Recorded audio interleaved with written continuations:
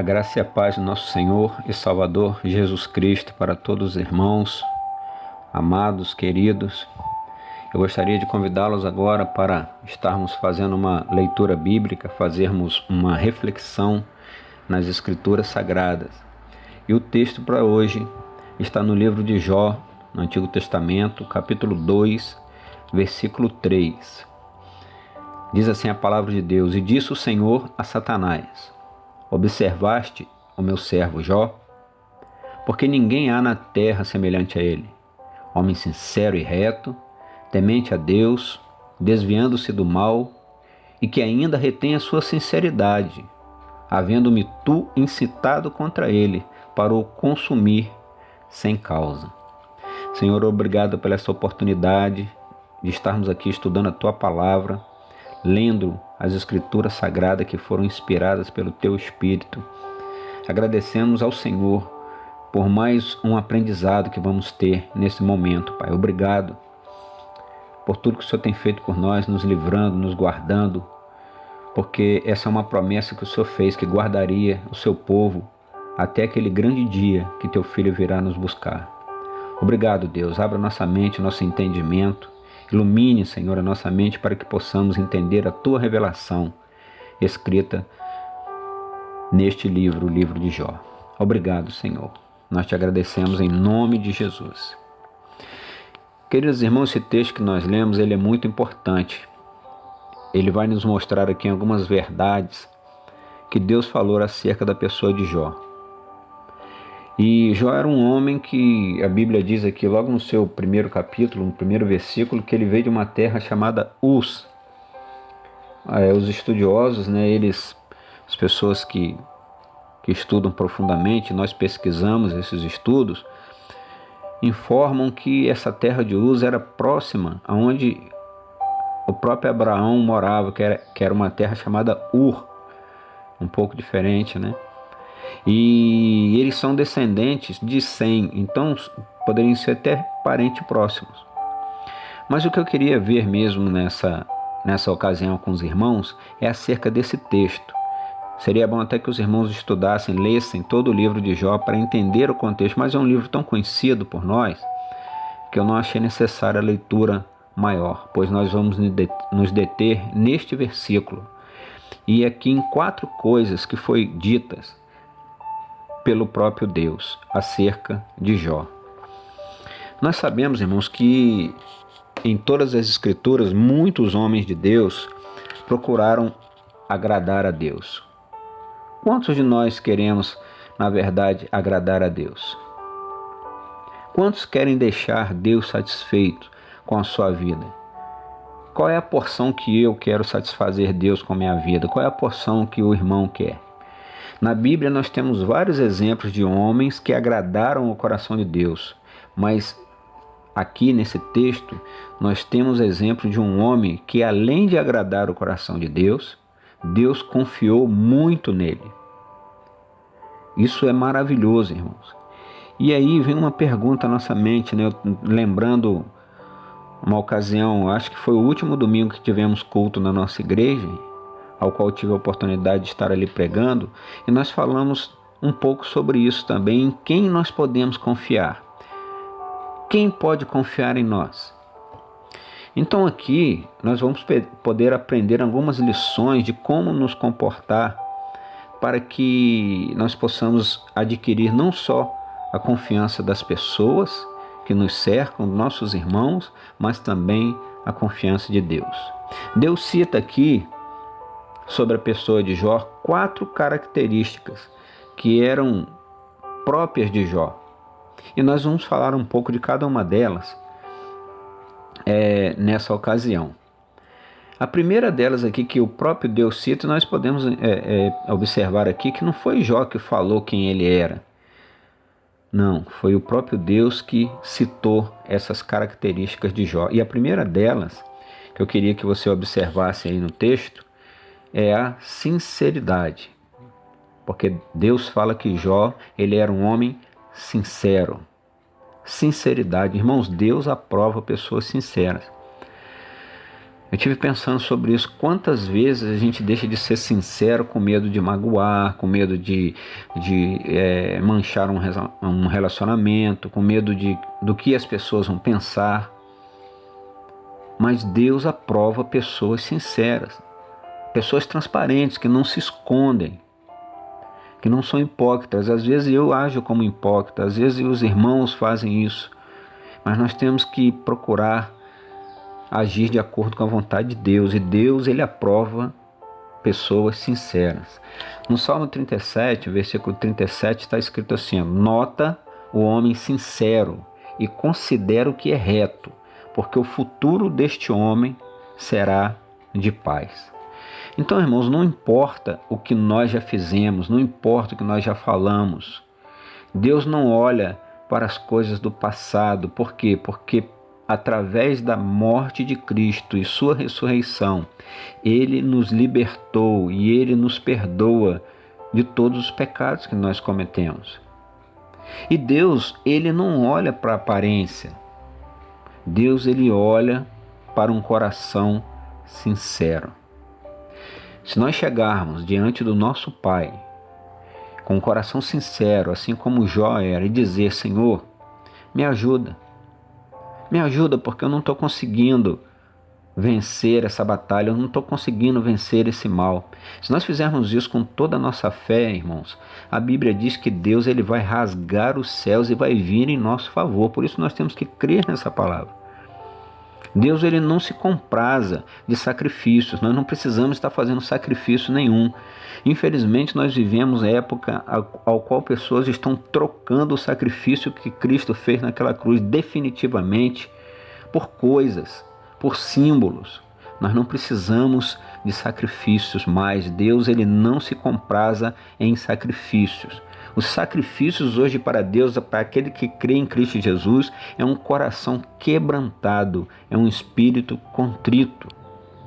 O que Deus requer de nós, irmãos, não é sacrifício. Ele requer de nós que nós não venhamos a esconder os nossos erros.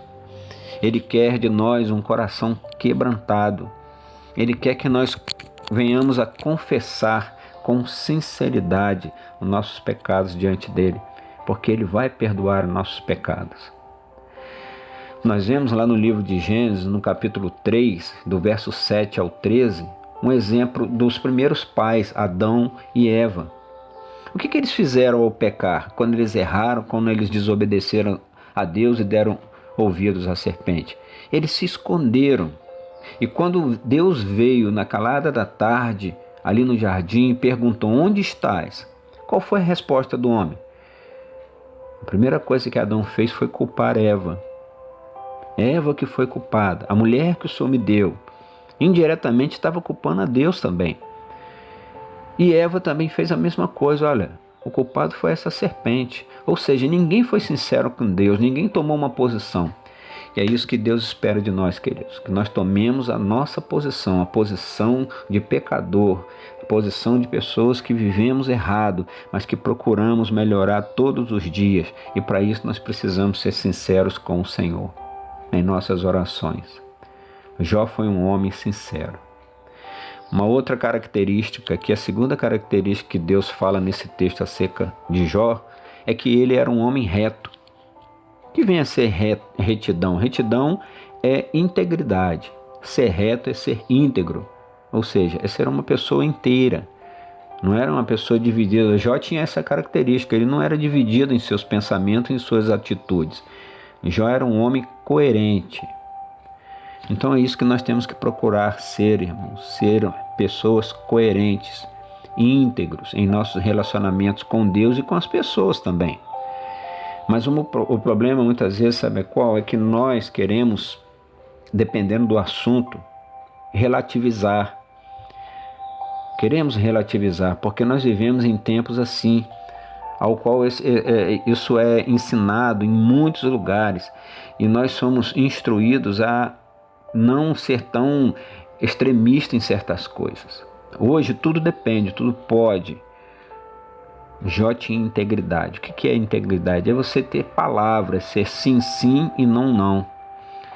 Até o tempo dos nossos avós, talvez dos nossos pais, eu não sei, mas dos nossos avós, porque eu cheguei a ver isso, o meu avô fazer negócios com outras pessoas, simplesmente na palavra, não assinava documento nenhum, e ele dizia o que ele falava, mesmo que ele perdesse, mas ele cumpria. Não tanto quanto Jó, não tanto quanto o nosso Senhor, mas ele quer que nós tentemos ser assim, pessoas íntegras, cumprir aquilo que promete. Nós não somos obrigados, irmãos, a prometer nada, mas se nós prometermos, nós temos que cumprir, porque nós somos aqui nessa terra semelhantes à imagem do Filho do nosso Senhor.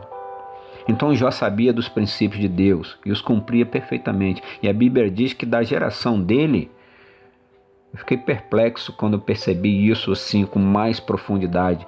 Da geração de Jó, ele era o único, irmãos. Assim como Noé era da geração dele, da geração de Jó ele era o único.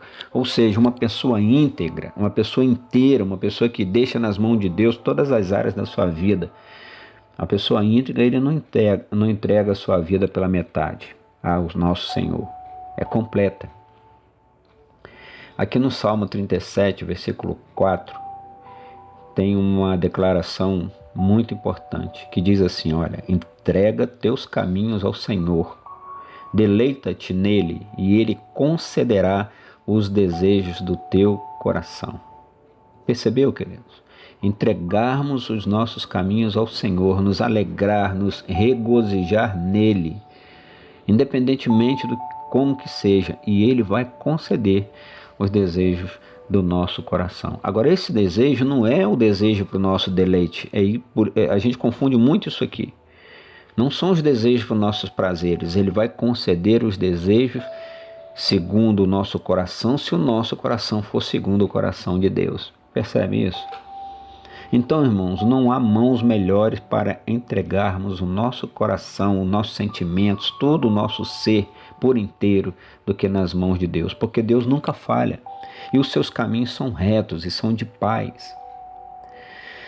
Integridade, essa palavra que vem de retidão, também tem a ver com constância, pensamento firme, decisão reta, sem se desviar nem para a direita nem para a esquerda. Se você é um cristão verdadeiro, se você nasceu de novo, você não tem que estar questionando isso. Você é um servo de Deus. Então nós temos que andar em linha reta, nós não podemos ficar olhando para os lados, nós temos que olhar para o alvo, que é Cristo Jesus. Essas coisas que acontecem no mundo para nos tirar, irmãos, do nosso foco, não pode nos perturbar, não pode nos tirar do caminho, porque Jesus, ele é o único caminho. Nós não podemos ter um coração inconstante. Nós não podemos um dia achar que somos cristãos e outro dia, eu não sei, não tenho certeza.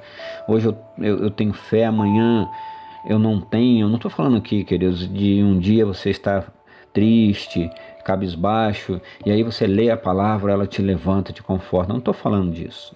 Eu estou falando de pessoas que às vezes têm fé e amanhã já não tem mais, não acredita.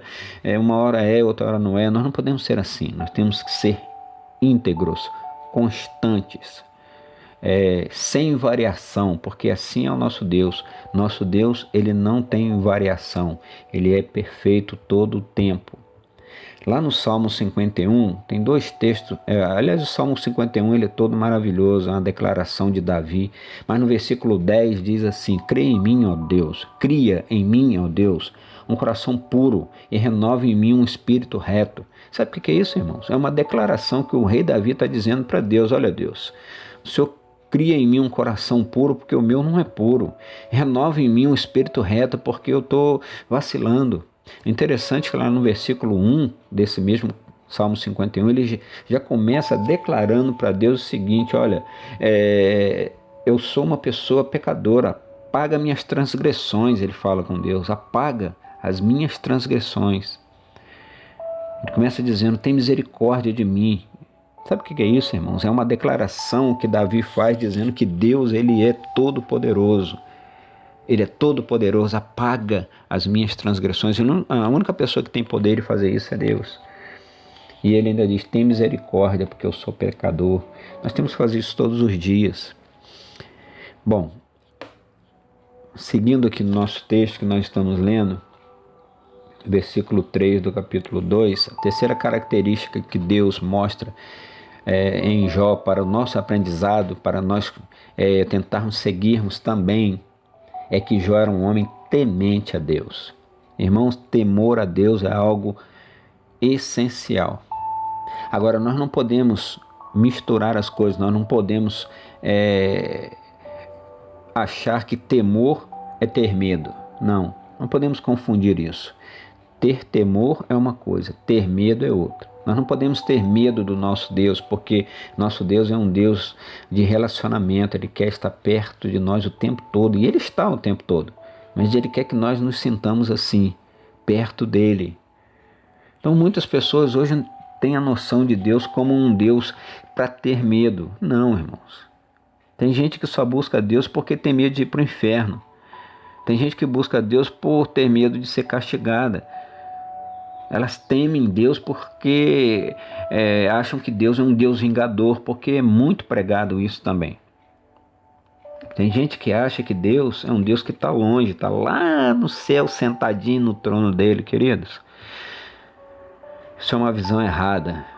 Deus, ele não está sentado em lugar nenhum longe da gente. Ao contrário, ele é um espírito que está em todos os lugares ao mesmo tempo, inclusive do meu lado agora e do seu lado aí que está me ouvindo.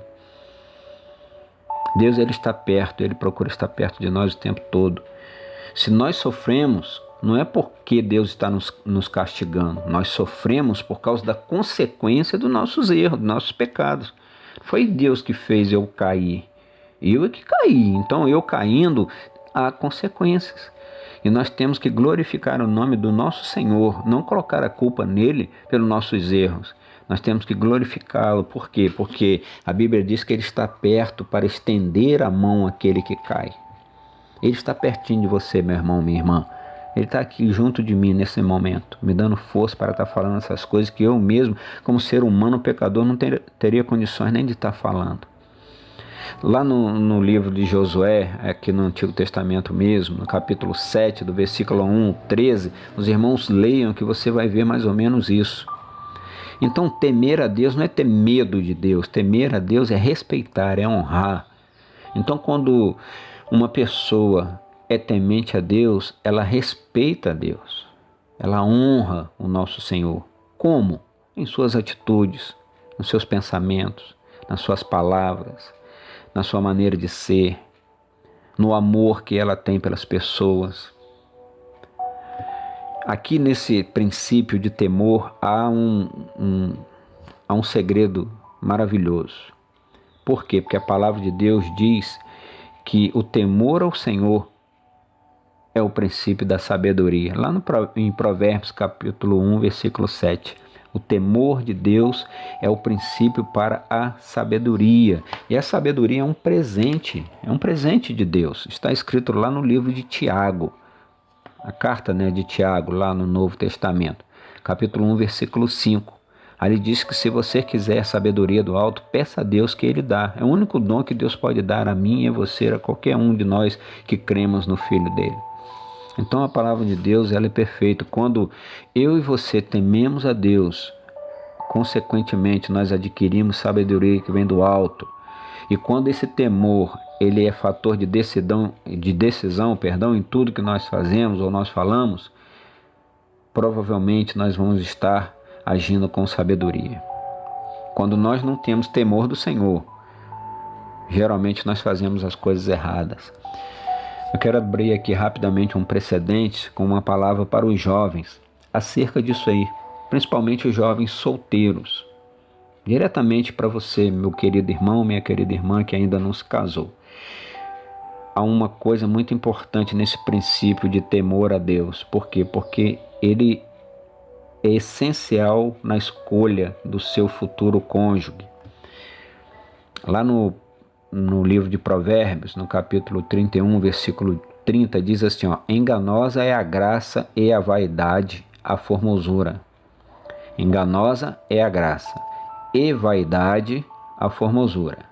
Mas a mulher que teme ao Senhor, essa será louvada. Prestou atenção nisso, queridas irmãs solteiras? Mulheres, Irmãs, não se foquem somente na beleza. É importante ter uma beleza, mas não foquem só nisso, porque ela é passageira. Não use da sua beleza como a única arma para atrair um futuro esposo. Ela é passageira. Tem beleza, queridos, que até cansa. Mas, irmãs, tenha como objetivo ser uma mulher temente a Deus, como diz aqui em Provérbios 31. Por quê? Porque isso vai chamar a atenção do homem que Deus já preparou para a sua vida. Você será louvada, você será diferenciada. Uma mulher que é temente a Deus, ela é diferente de todas as outras. E também os rapazes, né, os varões solteiros aí, queridos, calma, busque uma mulher temente a Deus, pois ela será sábia e virtuosa. E a Bíblia diz que o valor de uma mulher assim excede ao valor de qualquer joia, mais preciosa que ela seja, porque é difícil achar uma mulher virtuosa. Muitos de nós casamos antes de conhecermos o Senhor. E aí casamos, mas Deus nos conserta, Ele nos consertou quando o conhecemos. Mas você que está na presença de Deus, você que é homem de Deus, varão de Deus, jovem, procure uma varoa que seja temente a Deus. Amém? Agora, vamos voltar aqui ao texto para nós encerrarmos essa reflexão. Além de Deus falar que Jó é um homem que é sincero, um homem reto, ou seja, um homem íntegro, um homem temente a Deus, ele também declara que Jó era um homem que se desviava do mal. Isso é muito importante nos dias de hoje, queridos, que as coisas estão tão obscenas, as coisas estão tão às claras, as roupas estão tão diminuídas. Olha, Jó desviava-se do mal, ele não brincava com o pecado, ele não brincava de servir a Deus. A palavra de Deus diz que nós temos que fugir do pecado, fugir da prostituição, fugir das paixões humanas. Na Bíblia, o exemplo clássico disso é José. Todos nós conhecemos a história de José, né? E nós vemos que José, em determinado momento da sua vida, ele teve que fugir da mulher do seu patrão, do seu chefe, para ele não cometer adultério. Tem muita gente que acha que talvez isso seja radical demais. Mas, irmãos, servir a Deus requer ousadia. Se você sabe que aquilo que te faz pecar, ou seja, aquilo que você foi liberto, mas te aguça, né, te faz pecar, fuja, fique a quilômetros de distância, se fortifique no Espírito Santo de Deus. A Bíblia está nos dizendo aqui, irmãos, claramente, Jó era um homem que se desviava, ele fugia do mal. Então, se desviar de alguma coisa que vem do mal para derrubar, para nos atormentar, para nos fazer pecar, nos lembra que nós temos uma aliança com Deus. Isso é muito importante, porque quando nós somos tentados, porque a tentação ela não é pecado, o pecado é você concretizar a tentação. Então, quando a tentação vier, bater a nossa porta, né, está ali, ó, batendo a nossa porta, nos tentando, nós temos que lembrar que nós temos uma aliança com Deus, nós fizemos uma aliança com Ele, e por isso nós não podemos ceder, não podemos cair.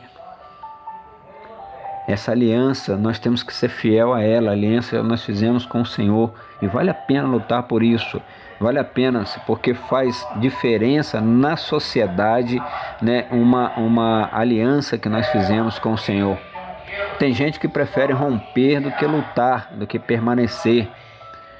Nós temos que entender, irmãos, que o ouro, para ficar polido, para ficar bonito, para virar uma aliança como nós temos no nosso dedo, quem é casado, ele teve que passar pelo fogo.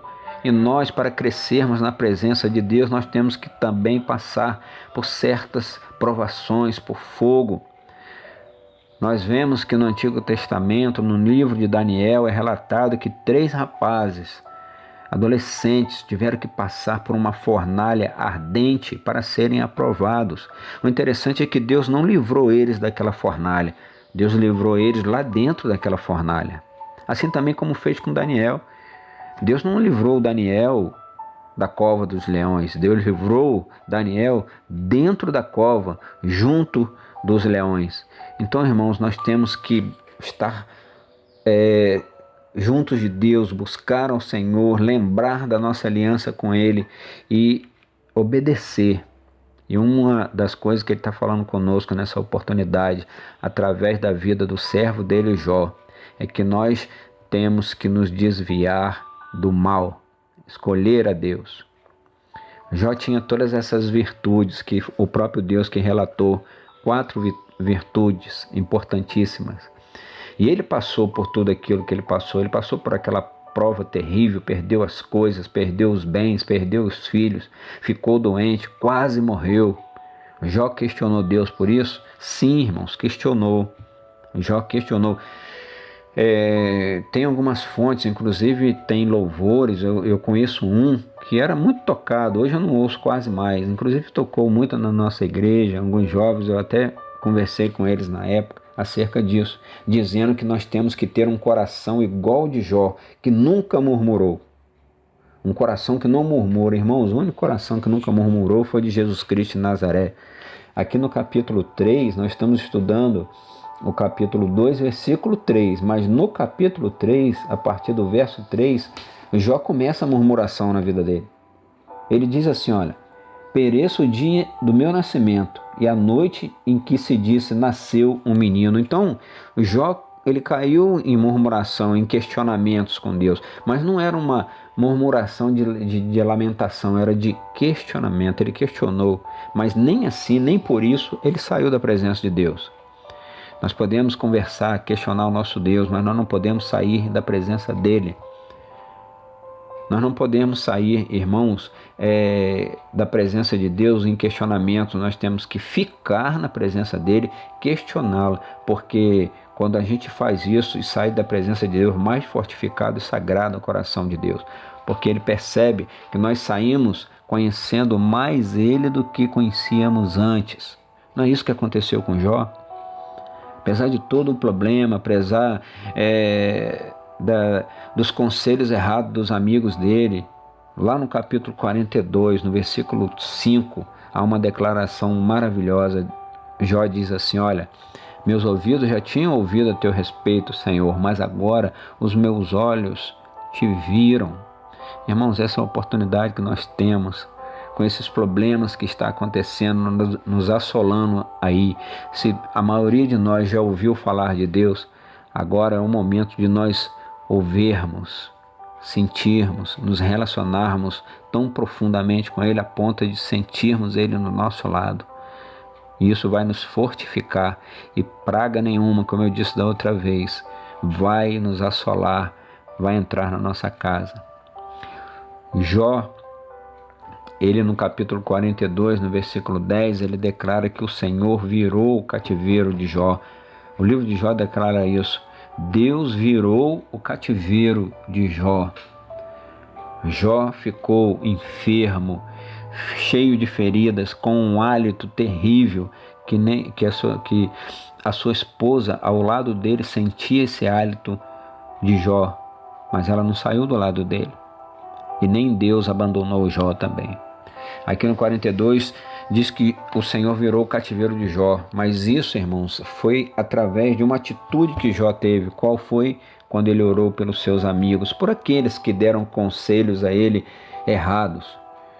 Porque geralmente quando a pessoa está passando um problema, quando você peca, quando você erra, quando você vacila, quando eu caio, quando eu vacilo, a primeira coisa que as pessoas têm é olhar para a gente e julgar, viu, pastor Rocha, ela caiu, ela negou, traiu, fez o que for, as pessoas apontam. Primeira coisa, e foi isso que os amigos de Jó fizeram. Em vez de sustentá-lo, ajudá-lo, falar assim, vem cá meu irmão, você errou, você caiu, mas eu sou seu irmão, vamos orar, vamos buscar em Deus um refrigério agora para a sua vida e para a minha vida, porque se aconteceu com você, aconteceu comigo também. É isso que Deus quer de nós, irmãos, porque a gente declara que somos irmãos, que somos unidades, mas às vezes quando a gente vê um ou outro aí passando por um problema que errou porque pecou, nós queremos crucificá-lo. Não, nós temos que estar juntos. Se é para crucificar, vamos também junto. Nós estamos juntos, e se é para estar junto, é na alegria e na pobreza. Aliás, na tristeza, perdão. É na riqueza e na pobreza. É quando cai, mas também é quando levanta. E a Bíblia diz aqui, olha, que o Senhor acrescentou a Jó, deu em dobro a ele tudo que ele tinha antes. Interessante que Jó nem buscou isso, querido. Jó queria simplesmente entender por que ele estava passando aquilo tudo. Por que ele passou aquilo tudo. Mas Deus, quando ele entendeu, quando Jó olhou e falou, olha, eu só ouvia falar do Senhor, mas agora eu te vejo. O que Jó fez? O que Deus fez? Orientou Jó a orar pelos seus amigos. E aí restituiu a ele tudo que ele tinha, em dobro. E assim, no capítulo 42, 12 e 13, a Bíblia diz que abençoou o Senhor o último estado de Jó. Olha só, mais do que o primeiro, porque agora Jó tinha 14.000 ovelhas, 6.000 camelos, 1.000 juntas de bois e 1.000 jumentas. E o texto continua dizendo que Jó teve agora 7 filhos e mais 3 filhas, ou seja, Deus restituiu a Jó mais 10 filhos. Daqueles 10 que ele perdeu, agora Deus deu mais 10. Irmãos, pense direitinho nisso. A esposa de Jó, apesar daquele texto lá do capítulo 2 que nós lemos, apesar do versículo 9, a maioria das versões, porque já tem algumas mostrando, mas isso é um outro assunto para a gente tratar em outra oportunidade, apesar da palavra, né?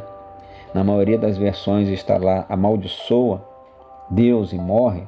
Essa palavra aqui, ela pode ser, porque essa palavra é barak, o original hebraico, ela poderia ser abençoa, ajoelhe, bendiga. Todas essas poderiam estar encaixadas aqui. Então, os irmãos, pensem num contexto. Quem era a mulher de Jó? Será que é essa que muitos aí crucificam, quase colocando ela no patamar de Jezabel? Irmãos, a mulher de Jó deu 10 filhos a ele, depois mais 10. Essa mulher teve 20 filhos. Essa mulher sentia o hálito horrível de Jó. O hálito dele, que ninguém conseguia chegar perto, ela sentia, ela ficava perto dele, não saiu do lado dele.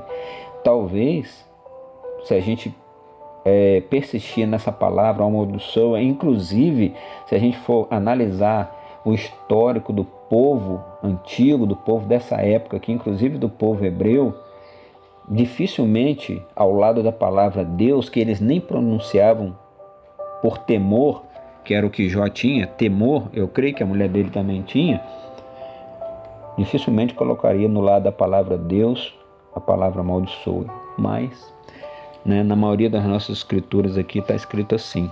E depois nós vamos fazer um estudo mais profundo sobre isso aqui, que isso é muito sério. Então pensem quem era a mulher de Jó. Quem foi essa mulher? Será que ela foi realmente uma mulher terrível? Ou ela foi uma mulher que simplesmente, vendo a perca dos seus 10 filhos... Irmãos, tem gente aí que porque perde um filho, se suicida. Essa mulher perdeu 10. 10.